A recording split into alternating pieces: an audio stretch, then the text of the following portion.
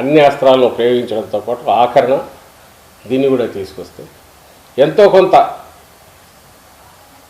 వైఎస్ఆర్ అభిమానుల ఓట్లు కానీ ఇంకోటి కానీ ఏదైనా చీల్చడానికి ఉపయోగపడతాయేమో.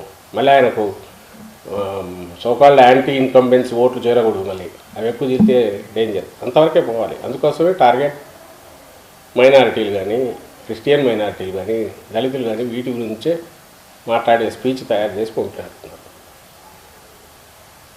మొత్తం దాని మీదనే నడిచింది. సో మేము అడుగుతున్నది ఒకటే, ఇంతకుముందు కొంత ప్రస్తావించాను. అసలు ఈ రాష్ట్రానికి ఎవరన్నా అన్యాయం చేసిన పార్టీ ఉందంటే చంద్రబాబు నాయుడుతో కుమ్మక్కాయ ఆ రోజు కాంగ్రెస్ పార్టీ చేసింది. దాంతోనే అన్యాయంగా ఆంధ్రప్రదేశ్ డివైడ్ అయింది.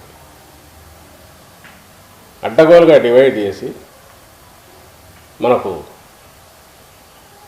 ఇటువైపు అవశేష ఆంధ్రప్రదేశ్ అనే చిన్న ముక్క మనకు ఇచ్చేసి పంపించారు. వితౌట్ డ్యూ జరగాల్సినవన్నీ ఇవ్వాల్సినవి మన హక్కులు ప్రొటెక్ట్ చేయకుండా, స్పెషల్ స్టేటస్ లాంటిది చట్టంలో చేర్చకుండా.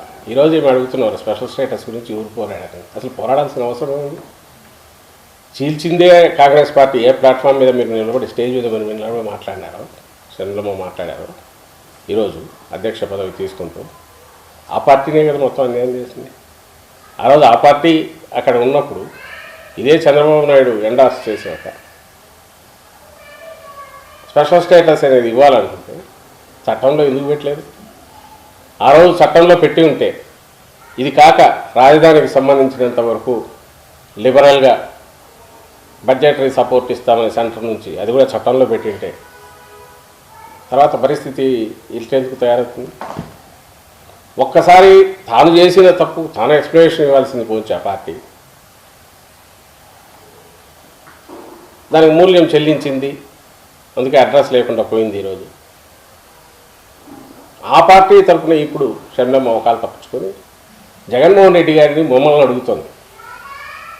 చిత్రంగా ఉంది. ఆమె వ్యక్తిగతంగా ఆమె ఎక్స్ప్లెనేషన్ ఇవ్వాలా? ఎందుకంటే ప్రజల్లోకి వచ్చినారు కాబట్టి, ఒక అనలిస్ట్ గానో లేక ఆమె ఇండిపెండెంట్ ఒపీనియన్ గా, దట్స్ ఎ డిఫరెంట్ ఇష్యూ. ఈరోజు పార్టీ తరఫున వచ్చారు, ఒక నాయకురాలుగా ఎమర్జీ కావాలనుకుంటున్నారు, మంచిదే. కానీ ఇన్నాళ్ళు తెలంగాణలో ఏం చేశారు? తెలంగాణకు సంబంధించినంత వరకు అక్కడ లాస్ట్లో కాంగ్రెస్ పార్టీ అసలు అక్నాలెడ్జ్ కూడా ఎందుకు చేయలేదు? దాని ముందు ఇదే కాంగ్రెస్ పార్టీని అడ్డంగా మాట్లాడారు కదా.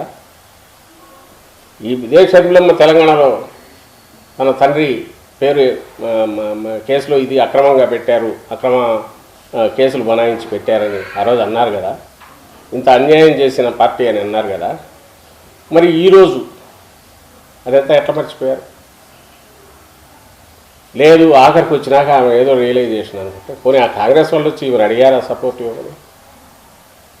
లేదు ఈమె 119 స్థానాలకు పోటీ చేస్తారని మళ్ళీ ఎందుకు చేయలేదు? అసలు తెలంగాణ ప్రజలకు ఏమి ఆన్సర్ ఇవ్వకుండానే అట్లా తెర మీద నుంచి పక్కకి ఎందుకు జరిగారు? వెనక ఏమి ఇవి జరిగాయి? 119 స్థానాలకు వదిలేసేయండి. కాంగ్రెస్లో ఆ రోజు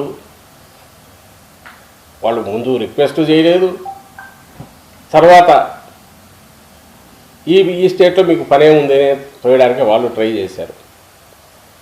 ఇక్కడ ముఖ్యమంత్రి, తెలంగాణలో ముఖ్యమంత్రి అయిన రేవంత్ రెడ్డి ఇక్కడ ఆమెకు అవకాశం లేదు పొమ్మంటే ఇక్కడి నుంచి ఆంధ్రప్రదేశ్ నేను ఉపయోగించుకుంటాను చంద్రబాబు తెచ్చుకున్నట్టు కనపడుతుంది.